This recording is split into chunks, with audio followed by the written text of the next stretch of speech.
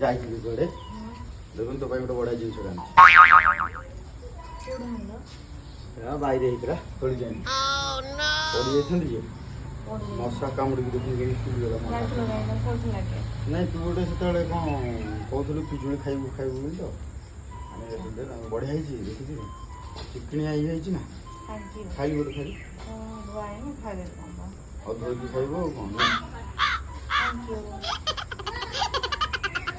এইটা কেন